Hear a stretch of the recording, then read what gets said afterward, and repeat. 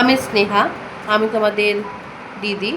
আজকে আমি নবম শ্রেণীর অন্যতম একটি বিষয়, যেটা দ্বিতীয় অধ্যায় রয়েছে নেপোলিয়ন সাম্রাজ্য এবং জাতীয়তাবাদ, সেই চ্যাপ্টারের প্রথম অংশটুকু আজকে সামনে আনছি। শারীরিক অসুস্থতার কারণে কিছুদিন আমি তোমাদের সামনে আসতে পারিনি, এমনকি আগের দিন যে ভিডিওটি আপলোড করেছি দশম শ্রেণীতে, সেটাও স্টিল ভিডিও ছিল। তাও আমি চেষ্টা করছি তোমাদের সামনে এসে কিছুটা পড়ানো। বলছে না, ফ্রান্সে যখন সন্ত্রাসী শাসন প্রতিষ্ঠিত হয়েছিল, তখন যে অরাজকতা পরিস্থিতি তৈরি হয়েছিল, সেখান থেকে মানুষই এই সন্ত্রাসী অবসান ঘটে। তারপরে আমরা জানি ডিরেক্টর শাসনের প্রত্যাবর্তন ঘটে। ডিরেক্টর শাসনে সকলেই ছিলেন উচ্চবিত্ত সম্প্রদায়, অর্থাৎ বুর্জোয়া সম্প্রদায় মানুষেরা, যারা সকলেই ছিলেন প্রায় দুর্নীতিগ্রস্ত এবং অপদার্থ। ফলে তারা কিন্তু মানুষের যে আশা আকাঙ্ক্ষাকে মেটাতে সক্ষম হচ্ছিলেন না। এইরূপ পরিস্থিতিতে নেপোলিয়ন বোনাপার্টে আবির্ভাব করছে। তিনি কনসুলের শাসনের প্রত্যাবর্তন ঘটাচ্ছেন। নেপোলিয়ন বোনাপার্ট জন্মসূত্রে তিনি ছিলেন একজন ফ্রান্সের বাসিন্দা, কারণ তার পিতার নাম ছিল কার্লো বোনাপার্ট, মাতার নাম ছিল ল্যাটেজিয়া বোনাপার্ট। তারা সকলে ছিলেন একজন ইতালির ব্যক্তি, কিন্তু তারপরে নেপোলিয়নের জন্মর আগের বছর সেই কর্সিকা দ্বীপ, যেখানে নেপোলিয়ন জন্মগ্রহণ করেছিলেন, সেটি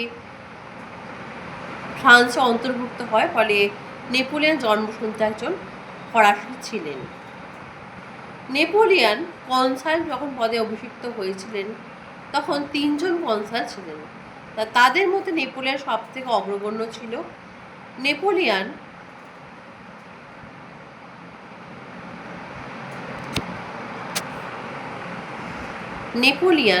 এই 3 জন কনসালের নামগুলো আমি বলছি না। প্রথম সর্ব অগ্রগণ্য ছিল নেপোলিয়ন বোনাপার্ট, দ্বিতীয় ছিলেন অ্যাবেসিয়াস, তৃতীয় ছিলেন রজার ডুকস। নেপোলিয়নের বংশ পরিচয় সম্বন্ধে বিস্তারিত আমরা জানতে পারবো না, কারণ সে সম্বন্ধে বিশদ আকারে আমরা কেউ জানিও না সেরকমভাবে। যেটুকু আমরা জানবো, তিনি হচ্ছে নেপোলিয়ন একজন সাধারণ মধ্যবিত্ত সম্প্রদায়ের একজন ব্যক্তি। নেপোলিয়নের বাবা ছিলেন কার্লো বোনাপার্ট এবং মাতা ছিলেন ল্যাটেজিয়া বোনাপার্ট। তারা ছিলেন ইতালির জেনোয়ার বাসিন্দা ছিলেন, কিন্তু অর্থাৎ নেপোলিয়নের জন্মের 1 বছর আগে এই কর্সিকা দ্বীপ, যেখানে নেপোলিয়ন জন্মগ্রহণ করে, সেটি ফরাসি সাম্রাজ্যের অন্তর্ভুক্ত হওয়ায় নেপোলিয়ন ছিলেন জন্মসূত্রে একজন ফরাসি বাসিন্দা।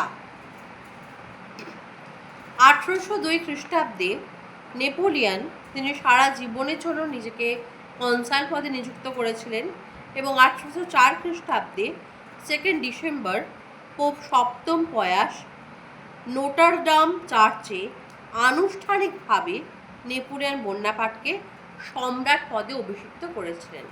এবং সম্রাট পদে অভিষিক্ত হয়ে নেপোলিয়ন এক উদ্ধৃতিতে বলেছিলেন যে তিনি ছিলেন একজন বিপ্লবের সন্তান স্বরূপ এক ব্যক্তি।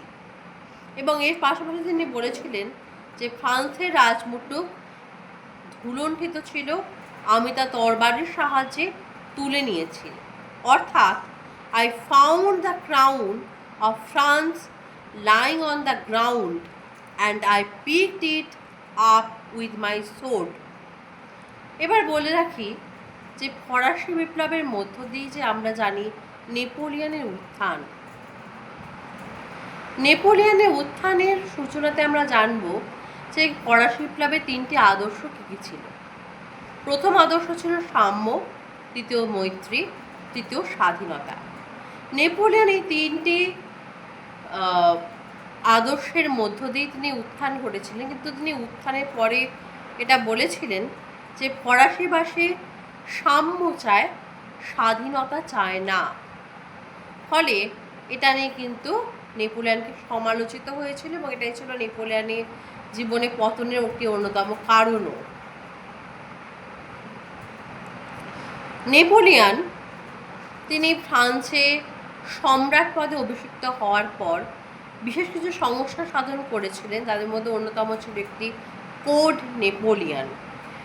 এই প্রেক্ষিতে বলা যায় 2287টি ধারা সমন্বিত একটি আইন সংহিতা বা কোড নেপোলিয়ান তিনি সংকলন করেছিলেন। এই সংহিতা 3টি ভাগে বিভক্ত ছিল, যেখানে ছিল দেওয়ানি কোড, ফৌজদারি কোড এবং বাণিজ্যিক কোড। এই সংহিতায় বলা ছিল যে আইনের দৃষ্টিতে সকলে সমান অধিকার লাভ করবে, সংবাদপত্র স্বাধীনতা স্বীকৃত হবে, ব্যক্তি স্বাধীনতার স্বীকৃতি লাভ করবে। এর পাশাপাশি সামন্ততান্ত্রিক যে মধ্যযুগীয় প্রথা তা বিলোপ সাধন ঘটবে এবং সরকারি চাকরিতে সকলে সমান অধিকার লাভ করবে। এই সংস্কারের জন্য তাকে দ্বিতীয় জাস্টিনিয়ানও বলা হয়ে থাকে তার কৃতিত্বের জন্য। এর পাশাপাশি তিনি বিভিন্ন শিক্ষাক্ষেত্রে সংস্কার সাধন করেছিলেন, ধর্মীয় ক্ষেত্রে সংস্কার সাধন করেছিলেন এবং তিনি অন্যান্য সংস্কারের মধ্যে তিনি ফ্রান্সের যে লুভর মিউজিয়াম তাকে বিশ্বের শ্রেষ্ঠ মিউজিয়ামে রূপান্তরিত করেছিলেন। এইভাবেই তিনি ইতিহাস একজন সমাদৃত ব্যক্তি হিসাবে স্থান লাভ করে রয়েছেন এবং এক কিংবদন্তি চরিত্র হল নেপোলিয়ান। আজকে আমাদের যেহেতু প্রথম নেপোলিয়ানকে সূচনাপত্র, সেই সূচনায় আমরা দেখলাম যে নেপোলিয়ান কীভাবে ক্ষমতা লাভ করলো এবং কোড নেপোলিয়ান সম্বন্ধে আমরা কিছুটা জ্ঞান লাভ করলাম। আজকের ভিডিও এখানেই সমাপ্ত।